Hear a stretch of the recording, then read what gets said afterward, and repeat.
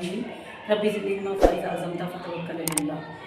पहले बच्चों, आज हमने जो लेसन पढ़ना है वो है मुसव्वतें। तो सबसे पहले हम मुसव्वतें को डिफ़ाइन करते हैं कि मुसव्वतें कहते किसे हैं। बेटा, मुसव्वतें चार अल्फाज होते हैं जो कि हैं अलिफ, वाओ, छोटी ये और बड़ी ये। इन्हें मुसव्वतें इसलिए कहा जाता है बेटा कि अरकान साजी में इनकी आवाज़ें दो तरह की आती हैं। जैसे अलिफ है तो ये ए की आवाज़ भी देता है और आ की आवाज़ भी देता है। जैसा कि आपको इंग्लिश में भी नीचे मेंशन करके बताया गया है कि अलिफ आ की आवाज़ देता है। जैसे ममा, तो आ अलिफ आ की आवाज़ देगा जब वो मुसव्वते के तौर पर इस्तेमाल किया जाएगा। दूसरा लफ्ज़ हमारे पास आता है बेटा वाओ। वाओ जब हमने इसको बोलना है तो हमने होंठों को गोल करना है और इससे आवाज़ निकलेगी, जो साउंड है हमें सुनाई देगी वो है ओ। छोटी ये को जब हम मुसव्वते के तौर पर इस्तेमाल करेंगे तो इसकी आवाज़ आएगी ई, डबल ई की ई। और जब हम इसको मुसव्वते के बगैर इस्तेमाल करेंगे तो ये की आवाज़ आएगी ये की। जब हम बड़ी ये को आम इस्तेमाल करेंगे तो ये की आवाज़ देगा। और जब हम इसे मुसव्वते के तौर पर इस्तेमाल करेंगे तो इसकी साउंड आएगी ए वाई ए का ये साउंड देगा। अब हम देखते हैं कि हम इसमें क्लैरिफिकेशन कैसे कर सकते हैं, हम इसकी पहचान कैसे कर सकते हैं। तो सबसे पहले हम अलिफ से लफ्ज़ बनाते हैं, लाइक के ईमान। अब देखें, हमने लिखा ईमान। ईमान के अंदर हम देख रहे हैं कि जो पहला हमारा अलिफ है उसकी आवाज़ आ रही है ए की, और ये वाला जो ईमा ए की आवाज़ दे रहा है। उसके बाद हम दूसरा लफ्ज़ एक चेक करते हैं, अलिफ खे इख ते, ये अलिफ या, इख्तियार रे, इख्तियार। अब यहाँ पे ए की आवाज़ आ रही है, यहाँ पे आ की आवाज़ दे रहा है, इख्तियार या आ की आवाज़ दे रहा है। तो ये क्या है, मुसव्वते। यहाँ पर भी ये जो अलिफ है ये मुसव्वते के तौर पर इस्तेमाल हो रहा है। इसी तरह से बेटा नेक्स्ट वर्ड देखें, वाओ। अब वाओ को जब हम इस्तेमाल करते हैं सिमिलर आम, तो हम इसको लिखते हैं वर्क। इसमें ये आवाज़ दे रहा है वाओ की। और जब हम इसको सिमिलर वर्ड को चेंज करते हैं तो मुसव्वते के तौर पर इस्तेमाल करते हैं, तो देखें हम लिखते हैं जून।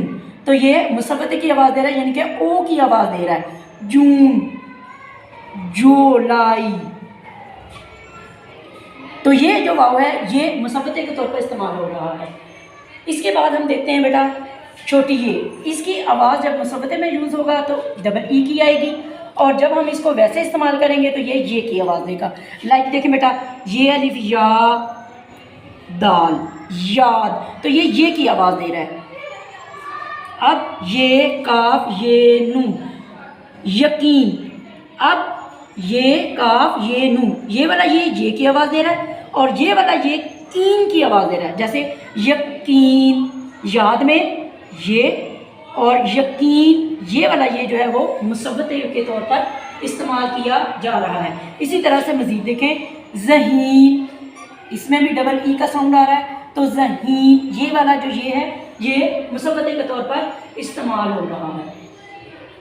इसी तरह से हम बड़ी ए की तरफ बढ़ते हैं। यहाँ पे साउंड देगा मुसव्वते के तौर पर ए और वाई का, जबकि ये जो बड़ी ये है वैसे साउंड देगा ये का, जैसे यक्का। अब यक्का में ये आवाज़ दे रहा है ये की, जबकि जब हम इसको अदर वर्ड में इस्तेमाल करेंगे मुसव्वते के तौर पे तो ये ए की आवाज़ देगा। जैसे अलिफ ये काफ एक, तो ये ए की आवाज़ दे रहा है। इसी तरह से हम लफ्ज़ बनाते हैं इससे अकेला, तो ए वाई की साउंड दे रहा है। तो ये है बेटा हमारे मुसव्वते। अब आपने क्या करना है, इसको इजी वे में समझने के लिए इसको एक गेम की शक्ल में आपने घर में रेडी करना है। आपने अपनी 5 फिंगर्स ओपन करनी है हाथ की, हर फिंगर के ऊपर आपने जैसे आपको मेंशन किया गया है ऐसे ही आप लिखेंगे अलिफ वाओ ये बड़ी ये, और नीचे इंग्लिश वाले वर्ड्स भी लिखेंगे ताकि आपको याद रहे कि हमने इस वर्ड को ये वाली साउंड से मुसव्वते के तौर पर यूज़ करना है। जब आप ये बना लेंगे तो फिर आप गेम करेंगे, बच्चों के साथ खेलेंगे, उसे कहेंगे कि ठीक है अब आप फिंगर खोलें, वाओ वाली, ये वाली, अलिफ वाली जो साउंड ए की देता है, जो साउंड ई की देता है, जो साउंड आ की देता है। तो बेटा ये आपका एक गेम भी हो जाएगा और आपकी बड़ी ज़बरदस्त सी मुसव्वते की प्रैक्टिस भी हो जाएगी। थैंक यू, शुक्रिया।